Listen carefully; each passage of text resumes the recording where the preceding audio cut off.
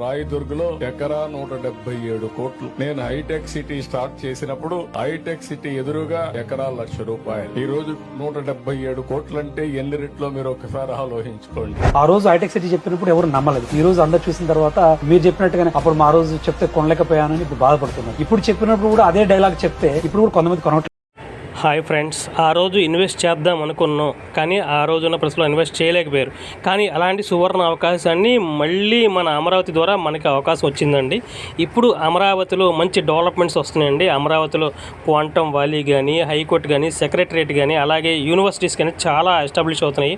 ఎక్కడైతే అమరావతికి ముఖద్వారంగా iconic bridge రాబోతుందో మన విజయవాడ హైదరాబాద్ హైవేలో మూలపాడులో ఐకానిక్ బ్రిడ్జ్కి జస్ట్ 1 కిలోమీటర్లో ఒక 70 ఎకరాల mega gated community CRDA RERA project ఇచ్చామండి.